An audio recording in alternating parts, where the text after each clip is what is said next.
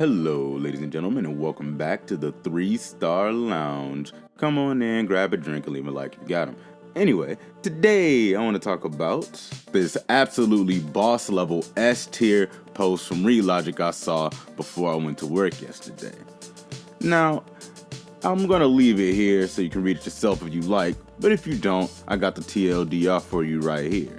Relogic is a beacon of vigilance, and they have decided that they are not going to stand idly by while Unity decides to fuck all indie devs with no Vaseline. So, what they are doing is putting their money where their mouth is and putting $1,000 a month toward the development of these two game engines you see on the screen right here, Godot and FNA.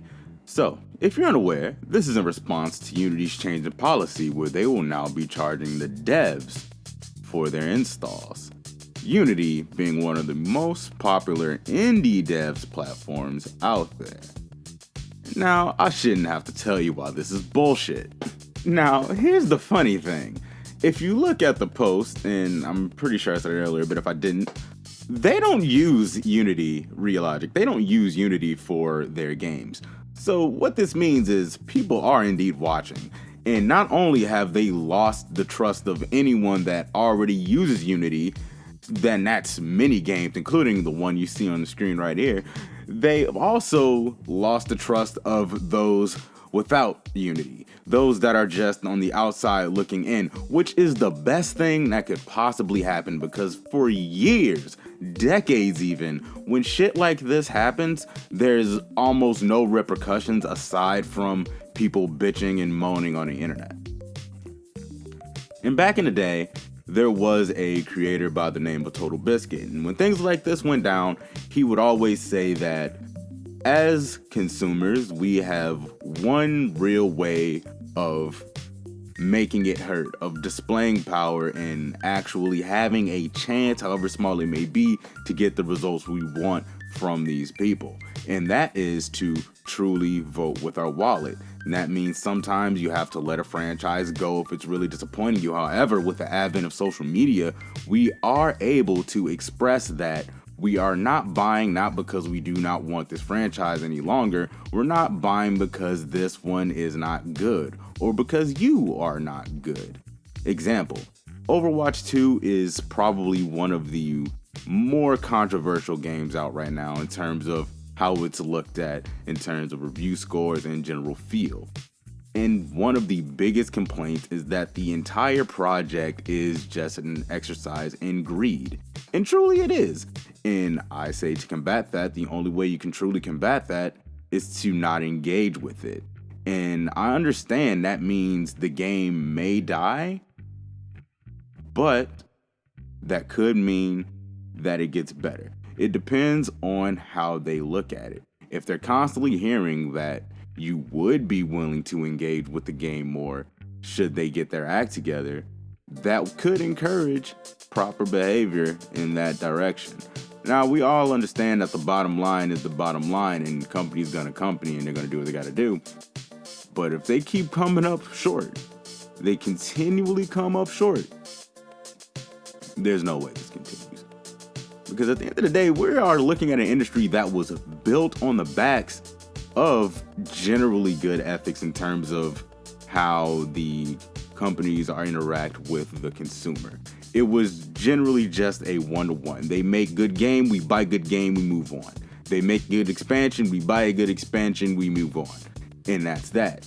If there was a cool skin in the game or something of that nature, the only way you could get it was by simply interacting with the game, and there was no need to incentivize, air quotes, force players to keep coming back, because you always came back.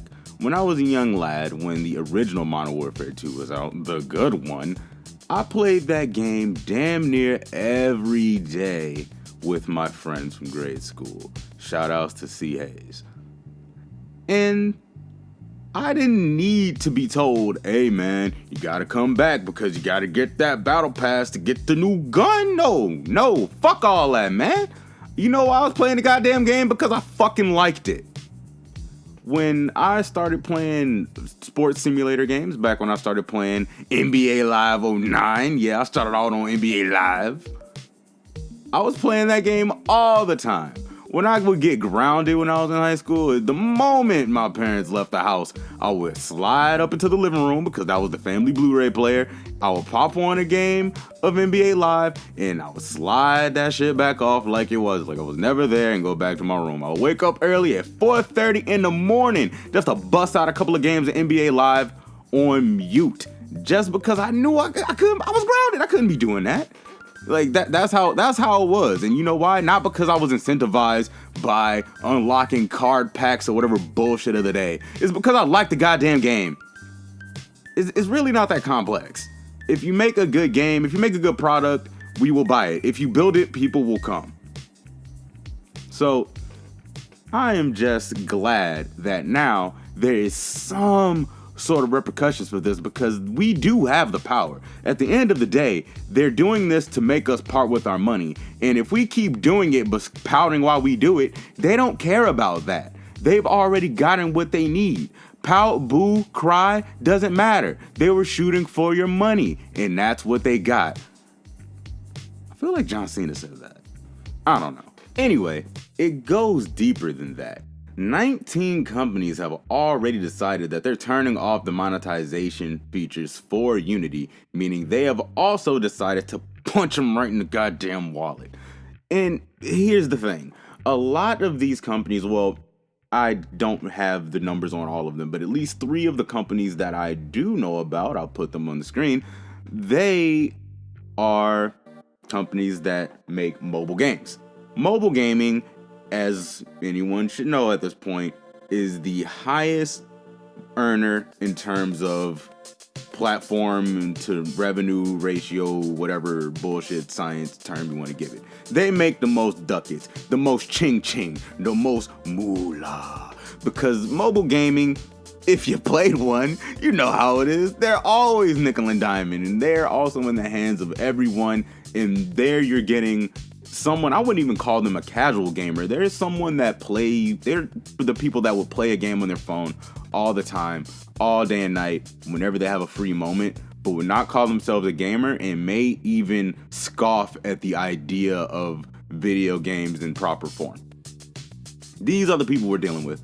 And a lot of them are people that won't think a second about being nickel and dimed like this, because it's not even a genre that they think about. They might even be someone that would go to a casino and do slot machines. So at that point, the idea of paying a little by little for a game that you probably won't even win, because if you're playing slot machines, that's a loser simulator. So at that point, it is very easy to slowly drain people. And after all, we're dealing with a guy that was trying to talk about $1 for reloads in Battlefield. There's absolutely no respect there. There's just no respect there. At this point, you shouldn't interact with them as a matter of respect, because they think that as gamers, you are dumb enough to give them $1 every time you reload just because you're in the midst of a game. Like, that's pure insanity, especially when people that compulsive reload, like, that is complete highway robbery. That is a one-way ticket to the graveyard as a company. That is all that is. That is genuinely how dumb they think you are. And with all of the things we've allowed them to get away with over the years, I can't say I blame them. But hey, it's never too late, my friends. Seriously, if there is a game or a company that is really grinding your gears in this industry, please just don't interact with either that aspect or that company in general, and let them know straight up why. Because there's enough of us to get the message across. And there's enough choice out there to really make it hurt. If you're sick of Call of Duty, find another FPS. There is one. If you're sick of Overwatch, find another hero shooter. There is one. If you're sick of FIFA, I'm sure there's something else out there. I wouldn't know. I don't play that one. Because I don't know if PES is still a thing. I don't even know if it's called FIFA anymore. It's not called FIFA anymore. Whatever they call the football game, play that. Madden has been on the worst games list for every year for what? 4 years now? But people keep buying the shit, don't they? and they wonder why they keep getting a dog shit game. Same with 2K.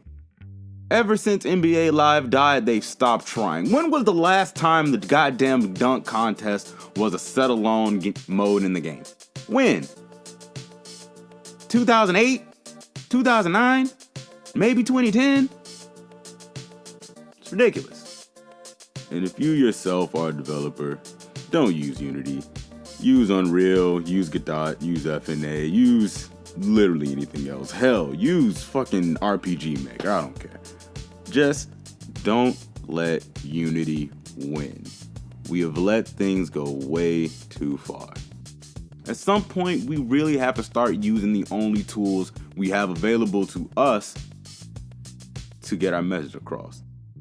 And I know it may lead to the deaths of certain franchises, and that just may be what needs to happen. After all, you will always have the old games. You can go back to those, at least for now. So do it while you can. And maybe we'll get new titles in their place. That is how this industry was built, and if we would ever like to see something similar again, we have to do all we can to get that back. So, that's all I got for today. Check out the Monday Medicine. It comes back this upcoming Monday. Also, check out the Would You Watch It. And that also will come back at, some point. So, check out the old ones if you ain't seen them. And then, bye now.